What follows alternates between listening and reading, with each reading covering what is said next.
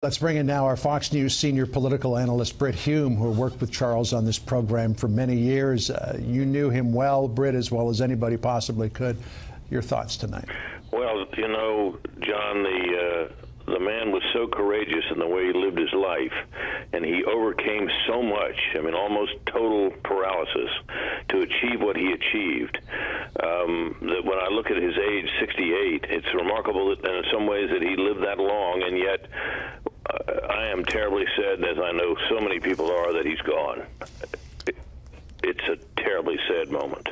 You know, we talk about his writings, we talk about his intellect, but just the struggle that he overcame to be able to do what he did. I remember talking to him about the accident when he dove into a pool and he dove into the wrong end. He was on spring break from university. He said to me about that one time that he knew right away what had happened when he hit. Yeah. And he's then in med school. Can you imagine? He's in med school. He's gone from being an athlete, a sort of a stud, right? His life is going great, and he said he realized that if he didn't press ahead then and finish med school and move on with his life, that he would sink. And boy, did he ever do that. He just forged ahead. And we used to see him, Charles, Johnny, we used to see Charles around in his wheelchair, and I was astonished at times at the speed with which he could get that wheelchair to go. It would push open almost any door. It was totally remarkable. I used to say to him on occasions when I was filling in for Brett on this program, when Charles was one of the panelists, we would both be walking down to take the television makeup off, and Charles was always running way ahead of me in his wheelchair as I was trying to have a conversation with him. And then, of course, there was that remarkable vehicle that he had, John. I remember the first time when he started doing Special Report back in the days when I was anchoring, and we went down to the garage together. I'd never done that before. I had no idea how he got around. I didn't know if he had a driver or what. I didn't really think about it.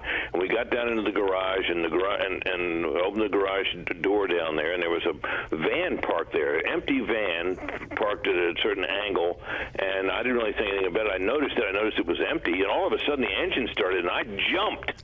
and I looked down at Charles, and he had that twinkle in his eye. He was chuckling, and then he hit a button, and the door rolled back, and he drove himself up into the position where this specially retrofitted car had a little wheel that he could turn with the one hand that he was able to use, and away he went. And I thought, my God, what that man could do. And he went everywhere by himself if he needed to, everywhere. And I took my granddaughter years ago to the White House Christmas party, and we went down there in the rain in that van. It was great to get a ride because he could take his van up close to the White House on a rainy night.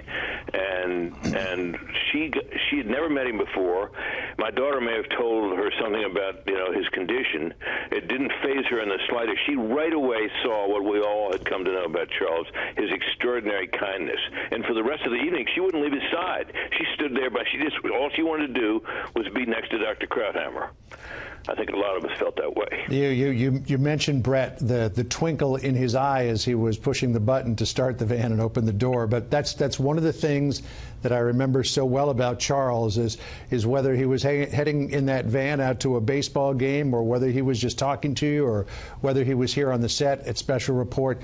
He had that twinkle in his eye that always made you wonder what he was really thinking about. Yeah, he did. But he wrote with a certain piercing clarity that if you didn't agree with him, I think you might have found that thought he was a pretty hard guy. But he was as kind a man as I've ever known. And his personal grace and gentleness were just remarkable. Well, where I started with you on this was, again, we talk about his towering intellect, we talk about his piercing editorial direction, but just the fact that he could do what he did, given the circumstances of his life, to me really was the greatest statement of what Charles Krauthammer was all about and what he could achieve.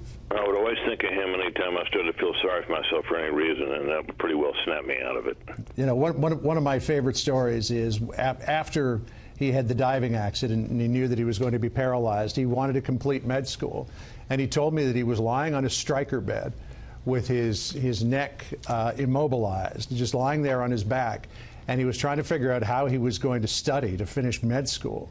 And he said that he came up with this idea, and he had somebody come in and install a sheet of plexiglass about 3 feet above his bed.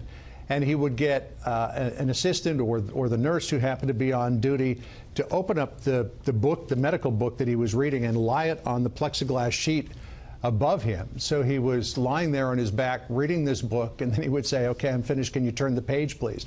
And that's how he studied for medical school.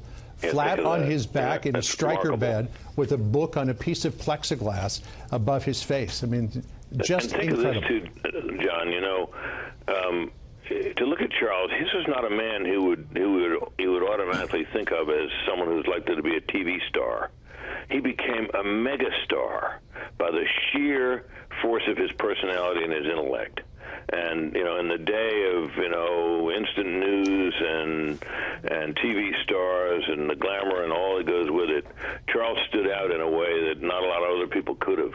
He was one of a kind. And one of the interesting things, and we saw that in the obituary that Bret so wonderfully put together, is you had President Clinton praising Charles Krauthammer, and he was a person who was respected on both sides of the aisle. I mean, my mother-in-law is the most liberal college professor in California, and she loves Charles. Well, you know, he was so good, and you kind of couldn't get around that.